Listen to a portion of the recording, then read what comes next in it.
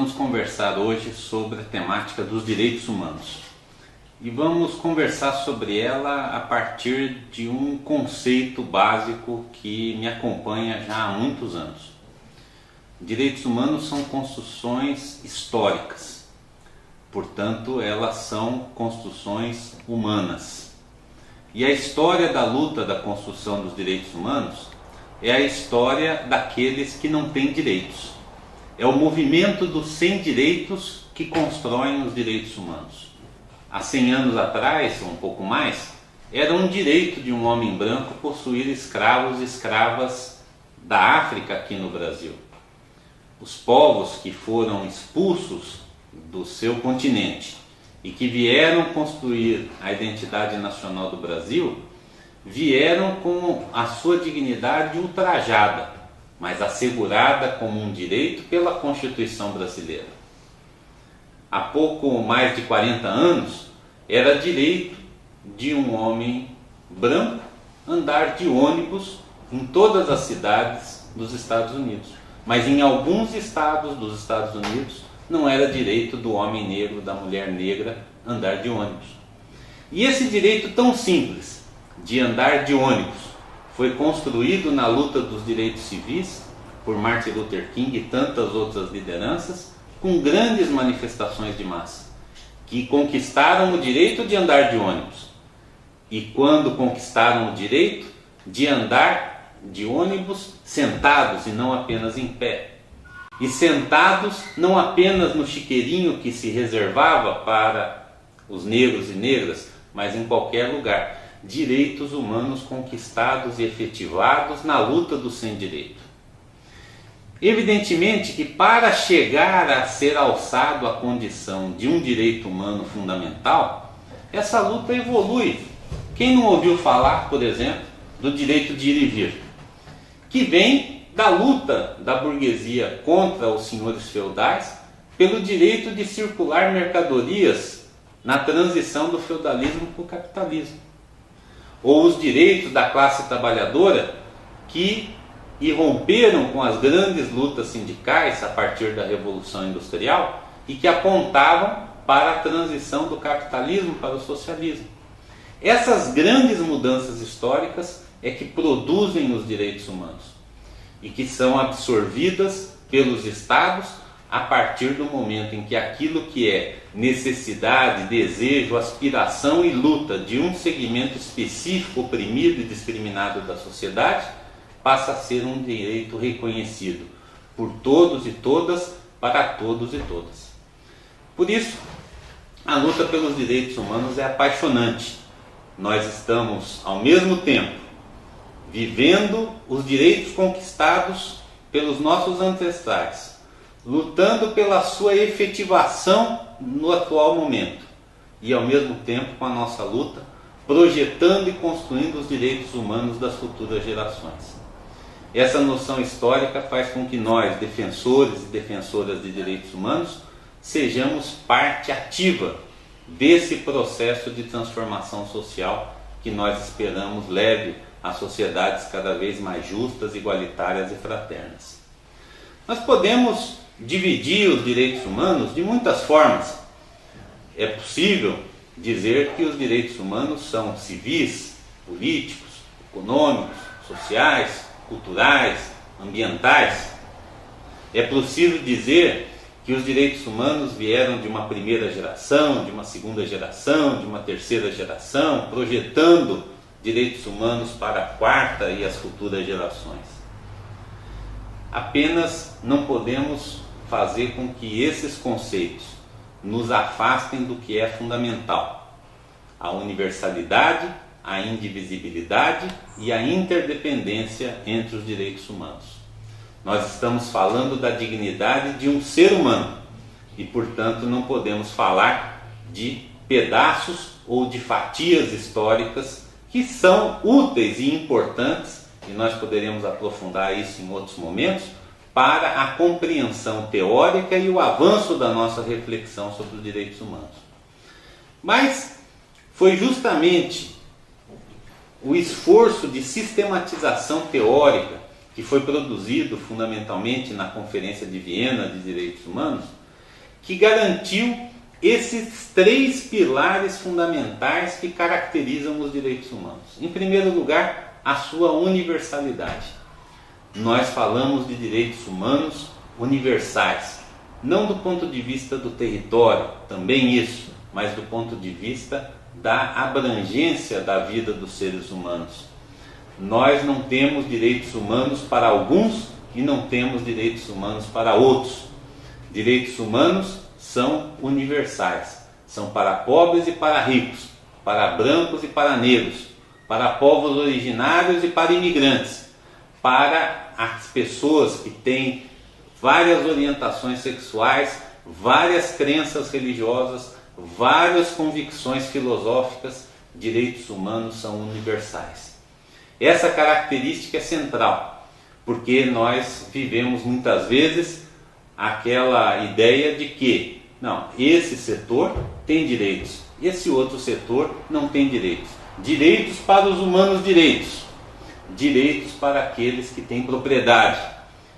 Esses direitos são uma deturpação do conceito básico dos direitos humanos, que são fundamentalmente devidos a qualquer pessoa, em qualquer situação, de qualquer classe social, em qualquer região do planeta, de qualquer extrato que nós possamos dividir as pessoas, porque se devem exclusivamente à sua dignidade como pessoa humana.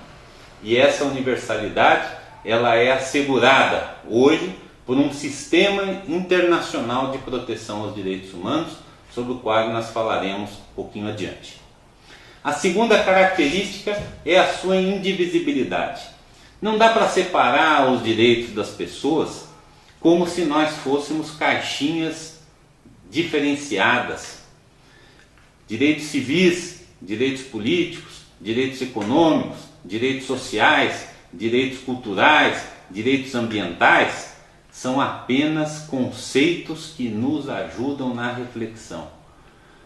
Mas não é possível a gente reconhecer a uma pessoa o direito civil e deixar de reconhecer a essa mesma pessoa o direito econômico. É como se a igualdade política significasse igualdade econômica.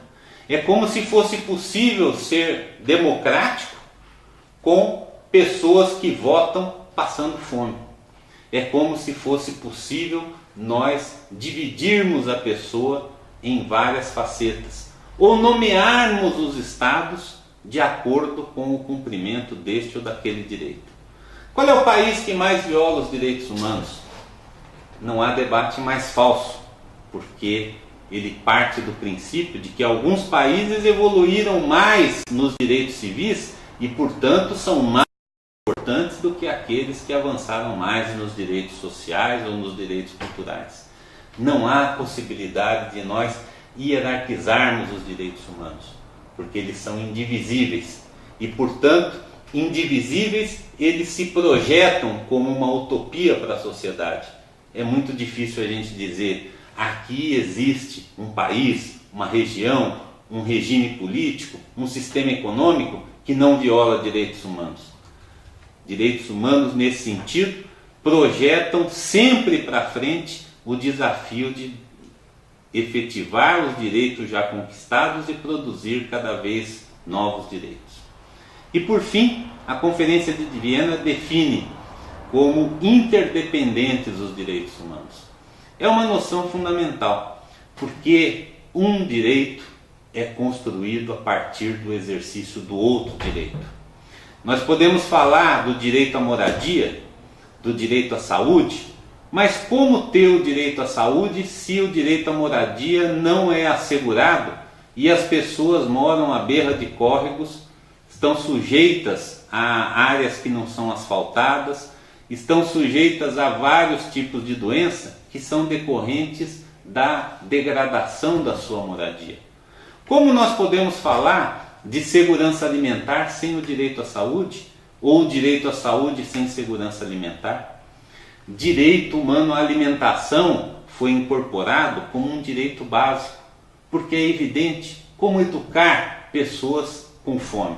Como é possível garantir o direito à participação política sem garantir o direito à igualdade econômica?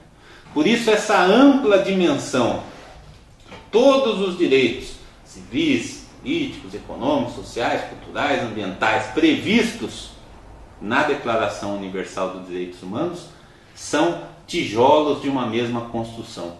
Faltou um, não tem o outro. Sem a base de um, não se constrói o outro. Esses conceitos, portanto, são conceitos que nos ajudam a entender o embate político que hoje se dá em torno dos direitos humanos. Defensores de direitos humanos são apresentados pelas elites como defensores de bandidos. Defensores de direitos humanos são apresentados pelas elites como pessoas contra a democracia. Isso não é novo. Quando o movimento de direitos humanos se constituiu como tal no Brasil, principalmente no processo da ditadura militar, do regime de exceção que nós vivemos. Quem eram os defensores de direitos humanos? Eram os que iam às cadeias denunciar a tortura, denunciar a prisão política, denunciar a tortura, denunciar a morte. E hoje, no processo democrático, os mesmos defensores de direitos humanos são taxados, né, de defensores dos bandidos. Como os bandidos eram, à época, os que lutavam pela democracia no Brasil com os meios que tinham às mãos. Nós entendemos, portanto, que é preciso projetar para a sociedade a lógica de que direitos humanos é o conjunto da vida em dignidade, com dignidade, da vida com plenitude de acesso aos bens culturais, sociais, econômicos fundamentais que garantem uma vida digna. Para isso, gente, nós precisamos entrar num outro debate. Está tudo muito bom, mas a partir de que momento nós efetivamos esses direitos? Porque eles estão assegurados, por exemplo, na nossa Constituição. Diz a Declaração Universal que todo homem e toda mulher tem direito à vida, tem direito à justa remuneração do seu trabalho, tem direito a um emprego, tem direito à aposentadoria digna, tem direito à moradia, saúde, tem o direito de não ser discriminado pela sua condição social, pela cor da sua pele, pela orientação sexual que tem direito a não ser torturado, tem direito de votar e ser votado, de se organizar em sindicatos. Esses direitos amplíssimos previstos na Declaração Universal, eles foram assegurados, por exemplo, na nossa Constituição de 1988. Olhando retrospectivamente, acabamos de fazer o balanço dos 25 anos de promulgação da Constituição de 88, no ano passado, nós vimos que muitos desses direitos ainda não são acessíveis a amplas parcelas da sociedade brasileira. Direitos que estão no papel, mas não saltaram para a vida. Direitos que estão garantidos por lei, mas que são leis, como se diz aqui no Brasil, que não pegam. O Brasil talvez seja um dos poucos países do mundo que criou essa distinção. Tem lei que pega, tem lei que não pega. Lei que pega é contra nós. Lei que não pega é aquela a nosso favor, que projeta, amplia e consolida direitos.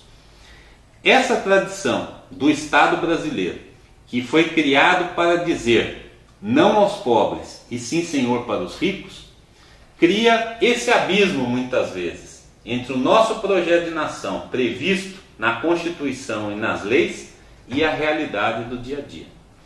Portanto, o sistema internacional de direitos humanos, ele passa a ser constituído em torno dessas afirmações fundamentais da Declaração Universal e se transformou de 1948 para cá num conjunto de pactos, convenções, tratados internacionais que promovem direitos humanos, gerais ou específicos. Esses tratados, pactos, convenções internacionais, eles são aceitos pelo país por um ato do Poder Executivo, desde que referendado pelo Poder Legislativo. E aqui no Brasil, mais recentemente, a ratificação desses tratados internacionais de direitos humanos pelo Congresso Nacional exige quórum de emenda constitucional.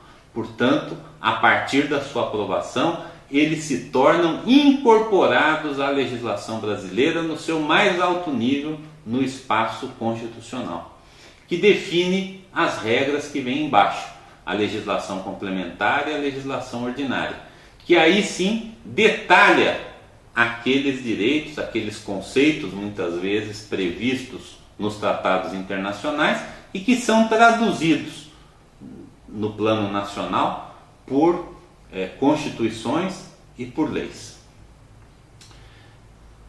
Essa talvez tenha sido a grande batalha inicial dos direitos humanos, porque a partir da luta dos sem direitos se buscou concretizar na Constituição Federal e nas legislações posteriores, seja da União, seja dos estados, seja dos municípios, aqueles direitos fundamentais. Essa fase foi a fase de grandes mobilizações e grandes conquistas de legislações que são hoje padrão internacional de respeito aos direitos humanos. É o caso, por exemplo, do Estatuto da Criança e do Adolescente, é o caso, por exemplo, da legislação do Sistema Único de Saúde, mais recentemente a Lei Orgânica da Assistência Social, por exemplo, o Estatuto do Idoso, um conjunto de legislações que são, ao mesmo tempo, o encontro da luta desses segmentos com as tradições e as definições internacionais de direitos humanos. O nosso Estatuto da Criança e do Adolescente, por exemplo, ele tem a sua origem nessa mobilização e defesa do direito da criança e do adolescente e da incorporação daquilo que os tratados internacionais e latino-americanos de direitos humanos construíram sobre a criança e do adolescente. O salto seguinte é como fazer aquilo que está na lei virar realidade. E um segundo grande ciclo de luta institucional pelos direitos humanos foi a de constituir programas nacionais de direitos humanos e a transformação desses direitos legais em políticas públicas. Porque é através de políticas públicas que os direitos humanos são efetivados pelo Estado.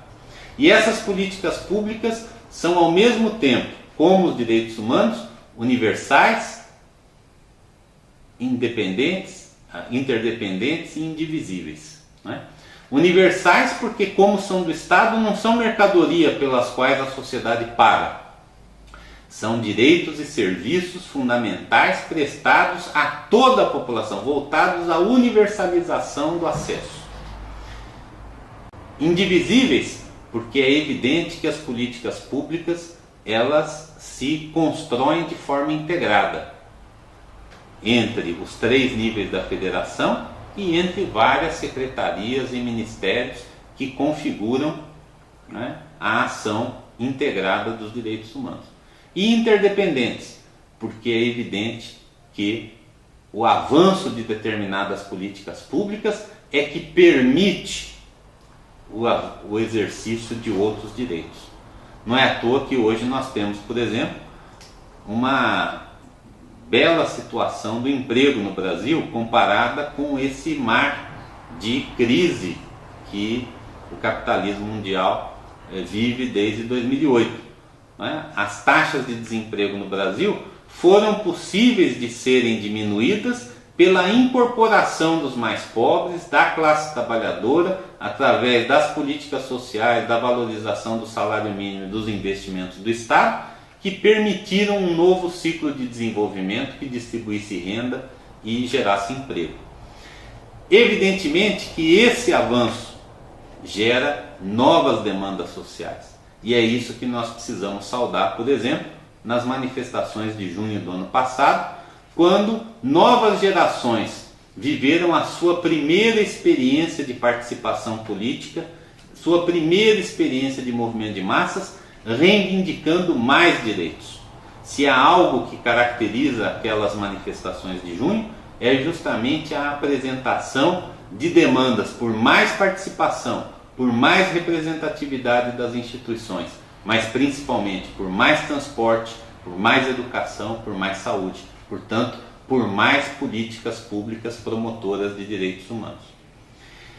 Essas políticas públicas, elas precisam não só assegurar o controle das suas ações por parte da sociedade, como abrir-se à participação popular. Por isso é que, além dos mecanismos estatais de políticas públicas constituídas, é preciso estender uma ampla rede de controle social e de participação cidadã para garantir uma fidelidade cada vez maior desses programas com as necessidades populares. Mas isso é assunto de uma outra conversa que nós teremos em seguida. Eu queria encerrar dizendo que nós vivemos hoje um fortíssimo debate na sociedade sobre áreas que são fundamentais para os direitos humanos no futuro.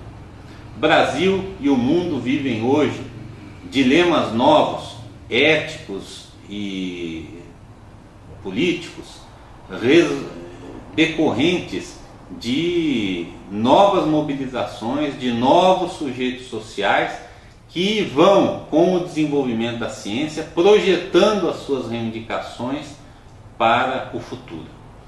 É por isso que nós temos hoje debates importantes acontecendo sobre a construção de novos direitos sociais, sobre a questão dos direitos sexuais e reprodutivos das mulheres, sobre a temática da orientação sexual, sobre o sentido do avanço científico, sobre os métodos de pesquisa científica, portanto, um conjunto de temas que tem a ver com o futuro.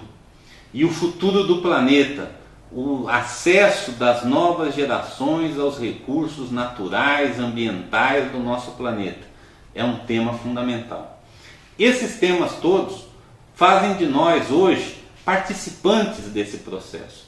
Como os quilombolas que construíram na luta contra a escravidão a possibilidade de nós termos hoje maior igualdade racial.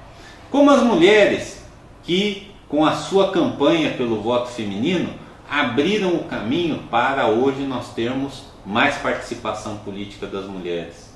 Como a luta das comunidades de base, dos sindicatos, das associações contra a ditadura militar, que permitiram que hoje nós vivêssemos um processo democrático no país.